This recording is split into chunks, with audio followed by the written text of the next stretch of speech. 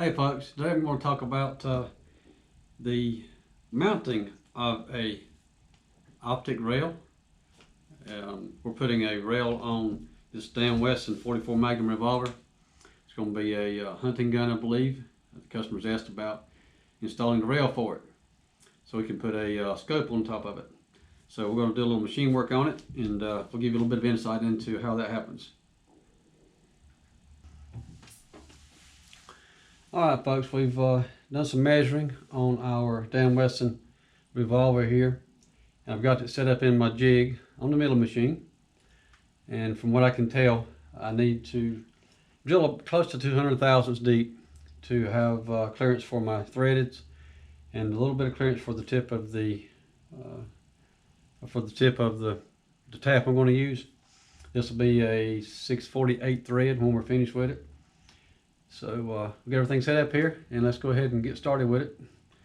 So I've got all my digital readouts are zeroed, as well as my depth gauge here. I've got it to 0. So we're going to go ahead and start out drilling and see what happens here.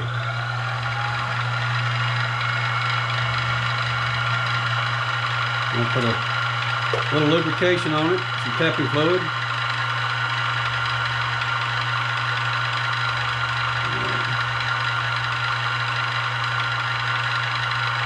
And cutting oil rather for my drill bit.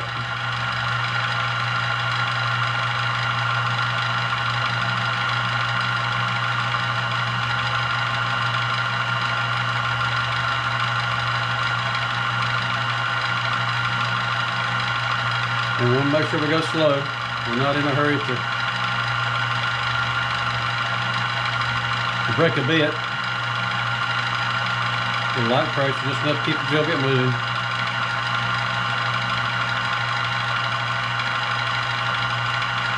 In this case, we're using number 31 drill bit.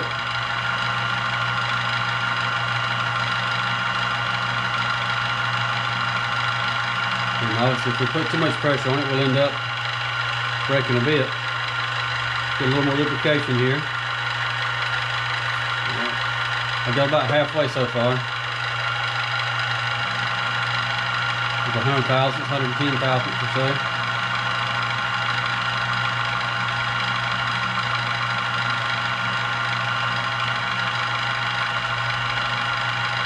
I can feel the bits cutting very well.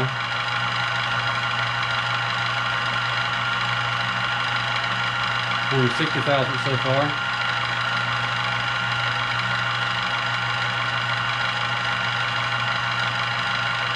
About 175.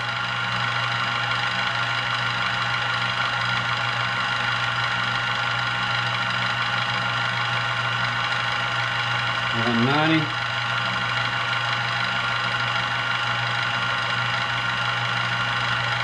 And there's 200 thousandths. Alright, 200 thousandths deep so far. And now we're going to back it up here, and we'll change our bit out. Before I move anything, I want to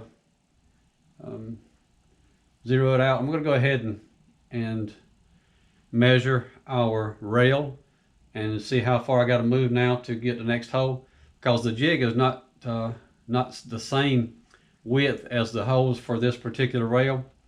This jig is set up for a rifle standard distances. On this handgun, it's very different, so we'll have to measure that and do a little bit of calculator work, figure out just how far we have to go to get the next hole down. Okay, I've moved our gun out a little bit away from the drill bit, and before I move it down to drill the next hole, I'm going to go ahead and put a larger bushing, a guide bushing, in our jig to fit the tap. And I'm going to go ahead and get my tap started here. And very carefully, I'm going to tap this to a 648 threads. And this will take a few minutes. Just want to give you an idea of what's going on here with it. And we'll repeat this process for all 3 holes. But I use, with the jig, I've got guide bushings that fit different sizes of taps so that we have it perfectly straight. Don't want any screws going in here crooked kind of thing. And we'll go a little bit at a time, back it out, clean out the hole, go a little bit more until we bottom out. Then I'll change this as I'll change the bits. This is a not a bottoming tap. What is it? Dang it.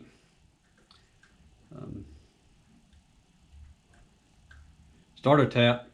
And I'm going to change it into a bottom tap so that we can get threads all the way to the bottom of the hole. So that'll take a little while. We'll come back in a few minutes and move on down the road. Moved it over. I've done some measuring, and we moved 1 inch 250 thousandths to the next hole. Got our bushing moved down, and we're going to drill this one out to about 200 thousandths deep, and do the same thing with it.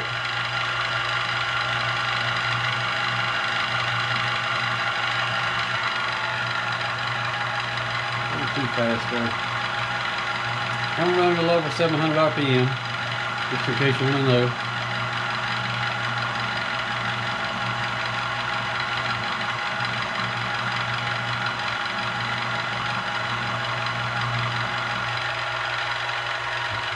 Back this out. Put a little more lubrication on there, so we don't burn the drill bit. Keep our cutting tools long a life as we can. We're 100 thousandths deep now. We're halfway there.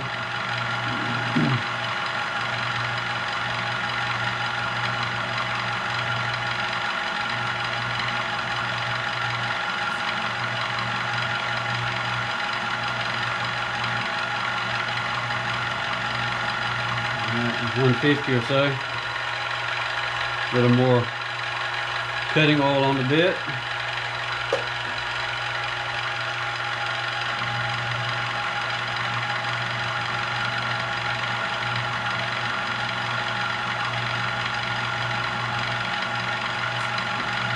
$70.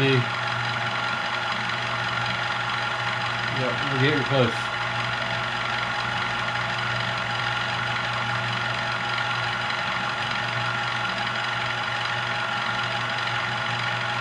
All right, that's 200 thousandths deep. 200 thousandths. I'm going to zero my digital readout over here. It's on the other side of the machine where you can't see it, but anyway, trust me, it's there. And definitely enjoy the digital readout on the equipment. Makes life a lot easier for it, much more accurate than the old dial scales kind of thing.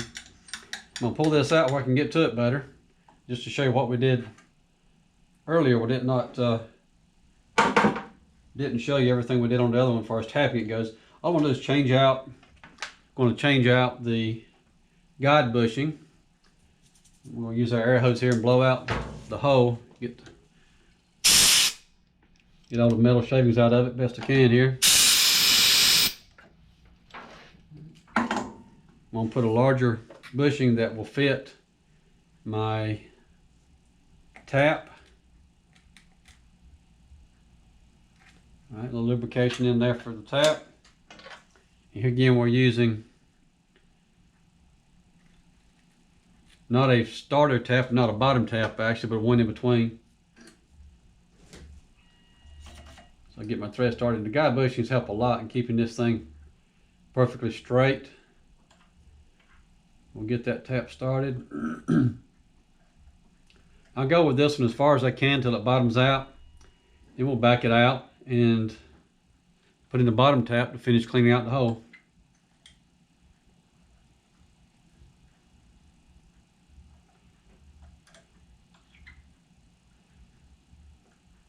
All right, we'll come back in just a minute, and I'm not gonna bore you with this. We'll finish it up and be back in a minute.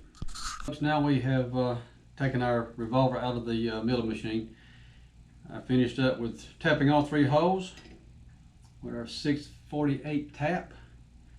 You gotta be careful with those things too. That's a very small and fine thread, and you can break a tap really easy. It takes some time to learn the feel of it, I guess what you would say is that. to feel just how far you can go without breaking the tap, because it is precise. And it's not the end of the world if you break a tap, but you can pretty much see it from there. Because it is not fun if you break a tap inside a blind hole like this. Blind hole meaning that it's bottomed out. It's not don't go all the way through the material. Okay. So here we've started out with our plug tap to get a good thread started. Finish up with a bottom tap. I'm just going to stick these screws in here and make sure that everything is lined up. And good gracious, yes, thank you that it is. All the screws do go in the holes like they're supposed to. And they are snugging down. Make sure that we have the rail on tight.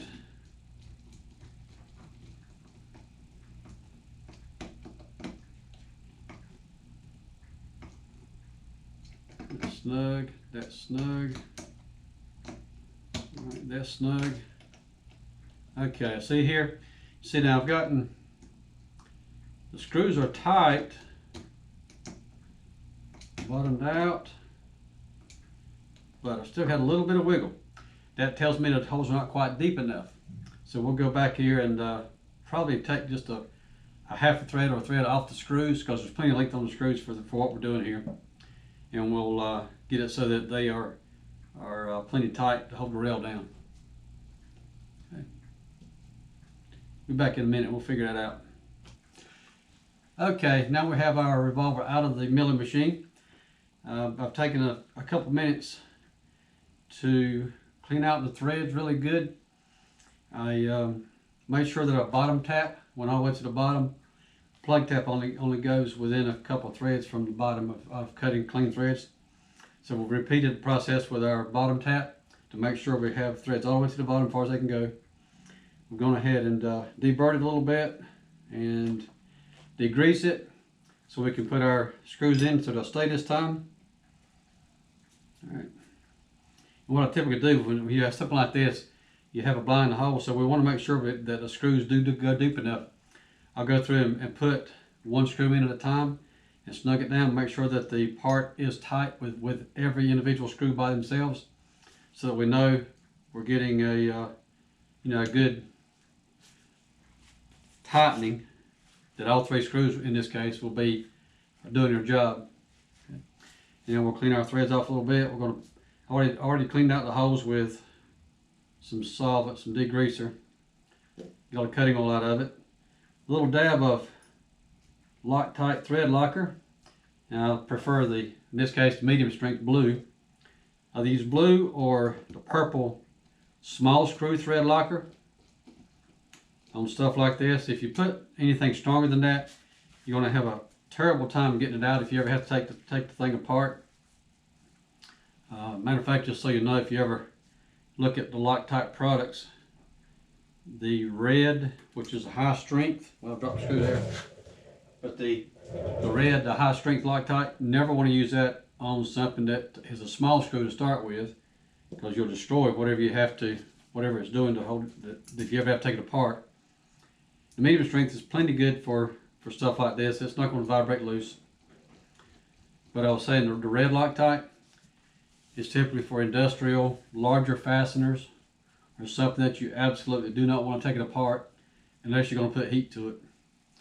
Because once the red sets up, it is high strength, high temperature, and you will typically have to use a torch or put the part in the oven to get the Loctite to turn loose. I've done that industrial work for years before I was in the gunsmith shop here.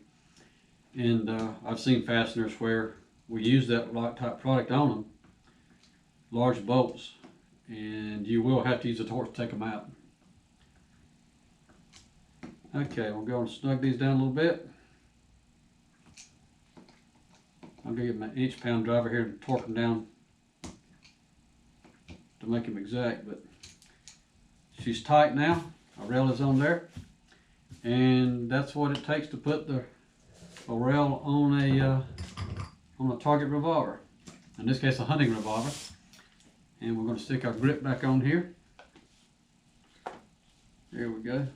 And snug my grip screw down. Alrighty. I know this process on the video, I think it's probably going to end up being, you know, 10 minutes or 15 minutes or something. But trust me, that's not that's not what it takes to do this job. I've spent about 2 hours on this project now, between setup and all the little details, measuring and that sort of thing.